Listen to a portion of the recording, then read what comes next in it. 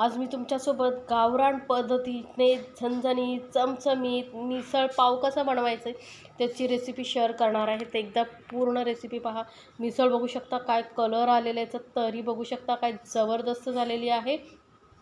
सोबत कांदा, लिंबू, फरसाण आणि हे पाव एकदा तुम्ही ट्राय केलात ना तर याचे दिवाणे चव एवढी टेस्टी लागतात. तर त्यासाठी इथे बघा मी घेतलेली आहे मटकी, मोड आलेली मटकी मी घेतलेली आहे. ऐवजी तुम्ही मिक्स कडधान्य येतं तेही घेऊ शकता, पण फक्त मटकीची केलात ना तरी जबरदस्त टेस्टी ही मिसळ होते. तर आता हे मूग मी धुवून घेते, त्यानंतर आपल्याला याला उकडवून घ्यायचं आहे. तर कुकरमध्ये घातलेलं आहे, मटकी धुवून घेतलेली आहे. त्यानंतर यामध्ये आता घालूया पाणी. तर पाण्याचं असं प्रमाण काही नाही आहे, आपल्याला याला मिसळला पाणी लागणारच आहे, त्यामुळे जेवढं होईल तेवढं तुम्ही व्यवस्थित भिजेल एवढं पाणी घालायचं आहे. तर 1 ग्लास मी पाणी घातलेलं आहे. आता याला कमीत कमी 4 शिट्या मी करून घेते. तोपर्यंत आपण यासाठी लागणारे ही जी चटणी आहे ती बनवणार आहोत. तर गावरान पद्धतीची बनवतो. कढईमध्ये किंवा पॅनमध्ये न भाजता आपण डायरेक्ट गॅसवरती हे सर्व साहित्य भाजून घेणार आहोत. तर मी एक मोठा तुकडा खोबऱ्याचा घेतलेला आहे, 7-8 लसणाच्या पाकळ्या घ्यायच्या आहेत आणि 2 मध्यम आकाराचे कांदे. तर लसूण कसं पटकन भाजला जातो, गॅस एकदम मीडियमवरती ठेवायची आणि मीडियम गॅसवरती आपण हे खोबरं, कांदा, लसूण चांगलं असं थोडंसं काळपट कलर येईपर्यंत भाजून घेणार आहोत. असं भाजून घेतल्यामुळे काय होतं, गावरान पद्धतीची ही मिसळ जबरदस्त टेस्टी लागते. तर एकदा या पद्धतीने नक्की बनवून पहा आणि मला सांगायला विसरू नका बरं का तुम्हाला ही रेसिपी कशी वाटली. आता तुमच्याकडे जर कांदा खोबऱ्याचं वाटण असेल तयार तर तेही वापरू शकता, पण असं जेव्हा आपण चुलीवरती गावी भाजून बनवतात ना त्याला छान टेस्ट येते मिसळला. तर आपण चुलीमध्ये न भाजता आपण असंच गॅसवरतीही भाजून त्याच पद्धतीने बनवू शकतो. तर बघा लसूणही चांगला असा भाजत चाललेला आहे. जो भाजला आहे तो लसूण आपण काढून घेऊया आणि बाकीचेही साहित्य जसं जसं भाजत जाईल तसं आपण हे काढून घेणार आहोत. तर बघा खोबरंही अलटून पलटून थोडासा सर वरून काळपट कलर येईपर्यंत भाजायचं बरं का. यामुळे ना अशी तो स्मोकी फ्लेवर जो असतो ना मिसळला गावरान पद्धतीचा तो येतो. खोबरंही चांगलं बघू शकता मस्त असं काळपट कलर आलेला आहे. पूर्ण जी त्याची पाट आहे ना काळी झालेली असं भाजून घ्यायचं आहे. आणि त्यानंतर आता कांदा थोडा भाजायचा राहिलेला आहे, कारण कांदा कसा ओलसर असतो तो थोडा भाजायला वेळ लागतो. सुकं खोबरं पटकन भाजतं. तर कांदाही बघा थोडासा काळा होईपर्यंत भाजायचं बरं का, कारण कांदा आतपर्यंत भाजला गेला पाहिजे त्यासाठी. तर कांदाही आपला भाजला गेला आहे. आपण याला पूर्णपणे थंड करून आता याचे बघा मी छोटे छोटे पीसेस करून घेतलेले आहेत. लसूणचे जे आहेत साधी काढून घेतलेले आहेत, खोबऱ्याचे छोटे तुकडे करून घेतलेले आहेत. पूर्ण थंड झाल्यानंतरच हे सर्व साहित्य जे आहे छोटे छोटे तुकड्यामध्ये कट करून घ्यायचं आहे. आता याला आपल्याला मिक्सरमधून एकदम बारीक वाटून घ्यायचं आहे, कारण मिक्सरमध्ये हे जे आहे फोडी आहे थोडा वेळ लागतो वाटायला, त्यामुळे थोडं गरजेनुसार पाणी घालून एकदम बारीक असं आपल्याला हे वाटून घ्यायचं आहे. यामध्येच आपण घालणार आहोत एक आल्याचा तुकडा छोटे करून घेतलेले 1 इंच आणि कोथिंबीरच्या दांड्या मी घालते. कोथिंबीरच्या दांड्या असतील तर नक्की घाला, यामुळे मिसळला टेस्ट खूप छान येते. किंवा तुम्ही मग कोथिंबीरही या स्टेजला घालू शकता वाटणामध्ये. आता गरजेनुसार पाणी घालून एकदम बारीक वाटून घेते मी. तर बघा वाटण आपलं तयार आहे, मस्त एकदम बारीक वाटलं गेलेलं आहे. वाटणाचा कलरही बघू शकता किती छान आलेला आहे, मस्त जबरदस्त टेस्टी असं आपलं हे गावरान पद्धतीचं वाटण झालेलं आहे तयार. आता वळूया आपण गॅसकडे. तर गॅसवरती मी कढई ठेवलेली आहे. कढईमध्ये आपण घेणार आहोत 2-3 चमचे मोठे तेल, कारण मिसळ म्हटली ना की त्याला अशी छान अशी तरी आली पाहिजे, तर त्यासाठी आपल्याला तेल भरपूर प्रमाणात लागतं. तेल जसं गरम होईल त्यामध्ये घालते 1 अर्धा चमचा जिरं आणि कढीपत्त्याची पानं, खूप सारी कढीपत्त्याची पानं घालायची बरं का, त्यामुळे फ्लेवर खूप छान येतो कढीपत्त्याचा. आणि कढीपत्ता चांगला असा तेलामध्ये भाजून घ्यायचा आहे, म्हणजे त्याचा जो पूर्ण फ्लेवर आहे ना तो व्यवस्थित आपल्या मिसळमध्ये उतरला पाहिजे. आता इथेच आपल्याला गॅस करायची आहे मंदवरती आणि घालायचे आहेत मसाले. तर 1 चमचा मी इथे काश्मीरी लाल मिरची पावडर घेतलेली आहे आणि 1 चमचा आपला रेग्युलर जो मसाला असतो ना तो घेतलेला आहे. तर तिखट तुम्हाला किती हवं आहे त्यानुसार तुम्ही लाल मिरचीचं प्रमाण कमी जास्त करू शकता. हळद घालायची आहे. काश्मीरी लाल मिरची पावडर आणि हळद मसाले ह्या स्टेजला तेलामध्ये परतून घेतल्यामुळे काय होतं, तरीला कलर खूप छान येतो. मिसळला तुम्ही बघू शकता वरून जबरदस्त कलर येतो. त्यामुळे जर तुम्हाला असं वाटत असेल तर तेल गरम झाल्यानंतर गॅस बंद करून तुम्ही मसाले घालून मिक्स करू शकता आणि नंतर लगेचच वाटण घालून मग परत गॅस चालू करू शकता, जसं तुम्हाला जमेल तसं.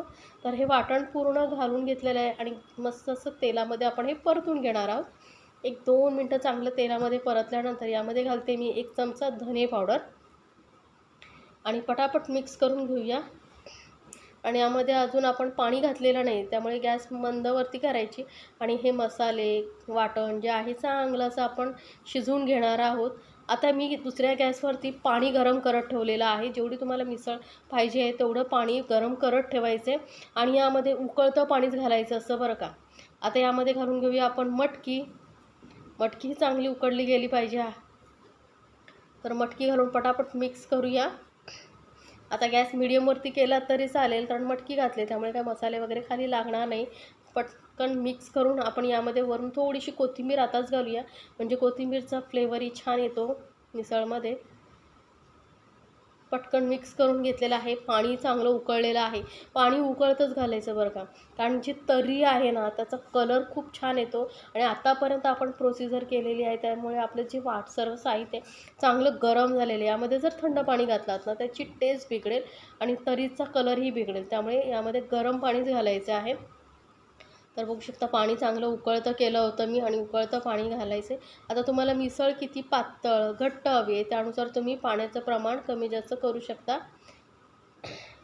तर इथे मी 3 ग्लास पाणी मोठं गरम करत ठेवलं होतं, ते पूर्ण घालून घेतलेलं आहे. कारण ही जी मिसळ असते ना थोडी पातळच करायची बरं का, कारण कसं आपण यामध्ये जर बटाट्याची भाजी फरसाण वगैरे घातल्यानंतर ते सर्वचे पाणी आहे ना शोषून घेतात. मग वरून अजून तरी असेल तर ते घालायला बरी पडते, त्यामुळे थोडा पातळच ठेवायची. चवीनुसार घालूया मीठ आणि इथे घालायचं आपल्याला गरम मसाला.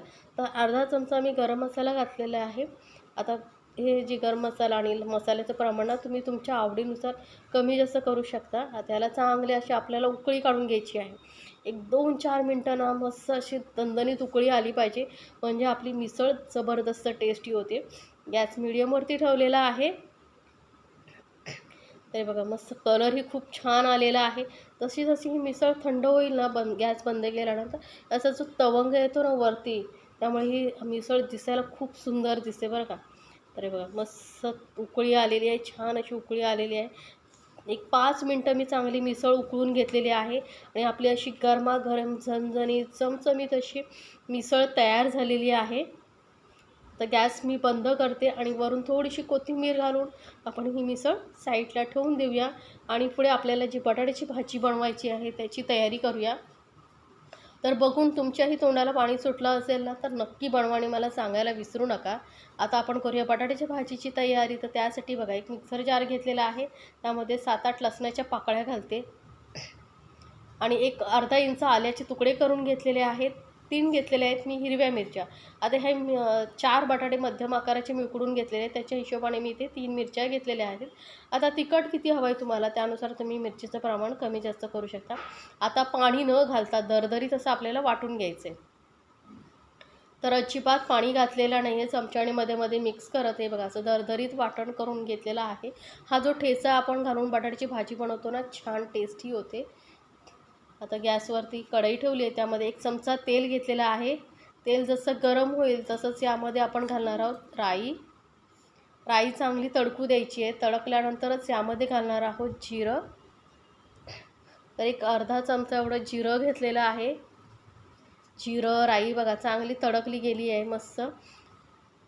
आता यामध्येच आपण घालणार आहोत कढीपत्ता.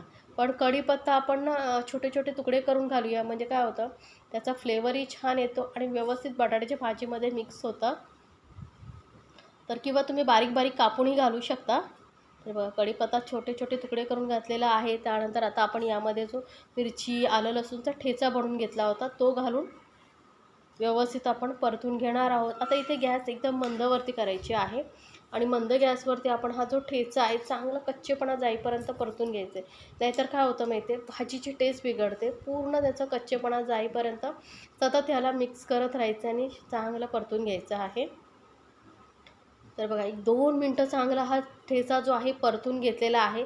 आता यामध्येच मी घालते मीठ आणि हळद आपण घालणार आहोत आत्ताच.